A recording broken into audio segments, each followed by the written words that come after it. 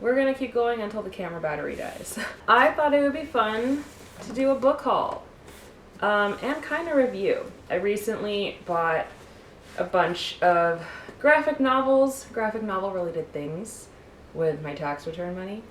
And I read through almost all of them, and I want to talk about them, because I think that would be a fun video. Not like I'm getting a little degree in comics or anything. We'll start with Draw Stronger. This I haven't actually read, because it's more of like a health book. This is like stretches and things you can do to help yourself be able to keep drawing for as long as you want. I kind of got this because I was like, I feel like I should get it. But this is the one book I haven't fully read yet. It comes highly recommended. The next book I got was Primahood Magenta by Cohen. And this artist actually spoke at our class, which was super cool. They're a non-binary queer comic artist, and this book is mostly about their journey into parenthood. Kind of mixed in with some surreal little drawings in between and stuff. A little bit of memoir, a little bit of not quite so much, a little bit of everything. I've been really getting into reading like books about parenting by queer parents, especially non-conforming, like gender non-conforming parents, because that's something I kind of want to get into eventually. And a lot of the books out there right now are very heteronormative, which is like, it's fine, but it's just not what I'm looking for, you know. So this was great to read. It was fun. It was funny. Great book. I recommend it. Then I got this, You and a Bike and a Road by Eleanor Davis, which I had to get last year for reading lists, which depending on how I feel about this video, maybe I'll do another one about the books I had to read for school. But this we read as an ebook, like a PDF. And I loved it so much, I was like, I need to get the book.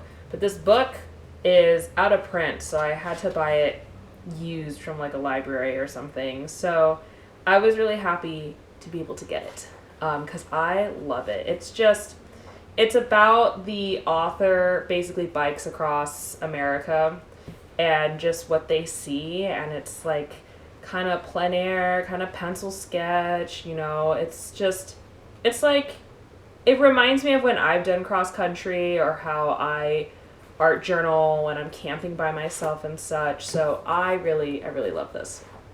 So I wanted to get it as the actual book, and I finally managed to find it. So I was very happy about it. I haven't reread it, but I do plan to. But it's so good. I love it. It's just, you know, it's great. It's beautiful. Then I got The Magic Fish by Trung Le Win. I'm hoping I'm pronouncing that name right. Hi, it's Editing Kareen. So I really wanted to make sure I got the name right, which I didn't in this video, but I found his audio name pronunciation, and it is pronounced Trung Le Win. I'll put a link into the description so that you can hear it straight from him, but that is actually how you pronounce the author's name, so I just wanted to put that in there. This is some of the most beautiful illustrations I've ever seen in a graphic novel. It's just gorgeous. Look at this, you know, just beautiful. It's giving me classic shoujo. It's giving me almost kind of woodcut illustrations. It's modern. It's just one of the most beautifully illustrated graphic novels I've ever read. I loved it. I adored it. The story's really cute. I cried at the end. Basically, it's about this boy and his mother, and they're both Vietnamese, and the mom had immigrated over here as a refugee, and they connect over fairy tales, but he's not sure how to tell them that he's gay, because he doesn't know the word for it, and just intergenerational stuff going on, and it's framed by 3 fairy tales, and it's just so intentional and just truly a beautiful story. I was in awe. I was like, I'm definitely going to revisit this because it is just, the art is impeccable. So next we have In Limbo by Deb JJ Lee. This is by a queer Korean American artist, and it's basically their kind of memoir about being in the U.S., because I think they're from Korea, so they moved to the U.S. as a kid, and them being in high school and figuring out how to deal with high school and their Korean mother and the expectations placed on them and mental health and stuff. So yeah, it's great. Content warning, there is mentions of suicide, a suicide attempt in here. So if that's triggering for you, you might want to proceed with caution. But this is another beautiful book I found relatable. And yeah, it's great. It's beautiful. Big fan. So very, very pleased with both. Then I also got Pregnant Butch by A.K. Summers. I read this originally through Kindle. I didn't really like the formatting, but again, I liked it so much, I was like, I have to get this as like the actual book, because I'm sure I will revisit this. And this is basically about a butch lesbian documenting her being pregnant and what that entailed. So it's a little older, not too much older, it was like in the mid-2010s, I believe. And it's just interesting to read, and I found out about this book. Someone had recommended it to me in person, and then I was reading Like a Mother, and they mentioned this book, and they were like, the author was basically saying, you know, this is one of the few books that really spoke to them because it was not a conventional heteronormative pregnancy. And it really, she spares no detail in this book, and it was just great to read. So I really liked reading this. So I was like, I need to get this. Yeah, it's just, I think these narratives are so important, you know, and I want to see like more of this, you know, queer people getting pregnant and dealing with that, especially when it's very against, you know, the way you identify, right? How the kind of friction against society and your personal and all that stuff. So I got that, had already read it, loved it, it's great, so I wanted to get it as a copy.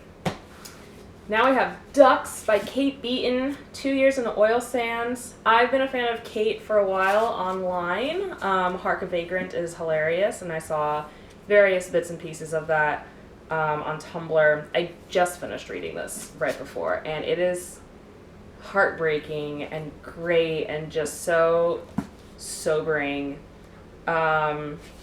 I don't know, this was, do not be fooled by the simple, you know, art style and kind of straightforward paneling. This is a tough book. This is a serious, tough book. You know, honestly, it kind of reminds me a little of, what is it? Citizen 13660, I think, by Mine Okubo.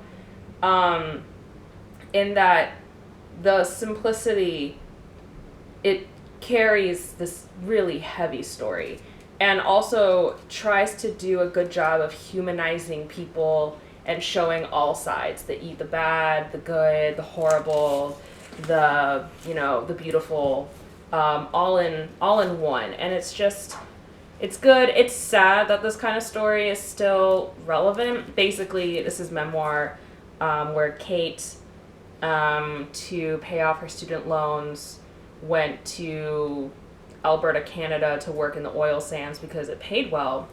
But it's very male-dominated industry, and so she deals with so much sexism, big content warning, sexual violence, for sure. It happens twice.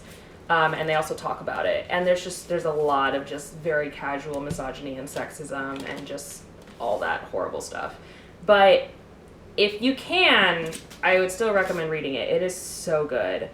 I feel like this one's going to sit with me for a while. It's great. And just kind of the jaws of capitalism and what you have to do to survive. And an interesting look into class as well. And just kind of how the environment that you're working in can change you as a person. And yeah, it's a great read. It's so good. It's hard to think of how to describe it, but it's really good. I finished it and I was like, wow, that was tough.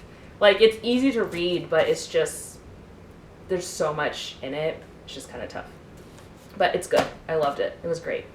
And the artwork is so good. It's like, she tells the story so well. And then the last two books I got are both from the same author. Actually took a class from her, 2 classes in my program. So it's by Nicole J. So the first one is Calling Dr. Laura, and the second one is Fetch, How a Bad Dog Brought Me Home. I actually read this one first because it came in before the other one, but they're both good. So this one basically, they're both memoir. Nicole basically finds out that her father, who everyone told her was dead, actually isn't dead, and a psychic tells her this, and so there's like this unraveling of the thread of family secrets and just the family dynamic and everything like that, paired with this relationship that's kind of not great. But this, I like, it's all kind of black and white illustrations, some ink wash, it's all done traditionally. I love the subtlety of the facial expressions. The art is, it feels more like punk, you know, sort of thing. One could argue it's not as like super polished, but it's still like, it's very clearly like a stylistic choice, and it tells the story so well. She's a great storyteller. The narration is so conversational. It feels like she's telling the story to you, which is true for both of them. So, and again, I love the subtle facial expressions. I feel like that's really where the artistry shines. There's so much emotion happening just even in the eyes. So that was this first one. I think I actually preferred Fetch. I don't know if it's just because it's a dog story or if it was the first one that I read, or just like the second one that she made. But this one is just, you know, kind of documenting her relationship with this dog that she's had for 15 years. And as someone who had, well, I guess still has, adopted a rescue who had some quirks and had dealt with some trauma as a puppy, there was a lot that I found relatable. Certainly wasn't as aggressive as Beja in here, but certain quirks were there. But yeah, I don't know, I really enjoyed this one too. Content warning: abuse, like family, child. There might be sexual violence in here. I don't remember in one of these. I don't remember, honestly, but toxic relationships, things like that. Yeah, it gets dark. It's still good. It's still great. I enjoyed it. So those were the graphic novels that I got. Highly recommend. They're all great. I've been really into, you know, getting books from queer artists, from Asian artists, just different perspectives, and just kind of building the library. There's so many amazing graphic novels out there, and as someone who would eventually like to make my own, or at least get into that industry, it's good to surround yourself with the different ways people tell stories and such. Nicole and A.K. Summers and Tyler Cohen, all 3 of these people come from kind of like a zine background. I think the rest is more kind of online comic, webcomic, into graphic novel road, if I'm not mistaken. But it's all good. It's all great. Highly recommend. So that is my book haul / review. Let me know if you've read any of these. Let me know if you read any of these and what you think. I think these are all great. It's hard to even like rank these. I think I enjoyed reading every single one of these. So yeah, and if you like this video, let me know if you want to see more recommendations or reviews. Like I said, I'm thinking of maybe doing my last year's, like my first year's graduate comics reading list and just kind of going through all the books there. Definitely more varied opinions. This was like a list that I curated myself of like, I've heard about this book, I really want to read it, or I had already read it, so I want to get like the actual paperback copy. My reading list was more, this is what you should read. So the opinions vary for that one. I don't love every single book there. But yeah, let me know if that's something you're interested in. Even if it's not, I might still make the video anyways. But yeah, thanks for watching, and I'll talk to you next time.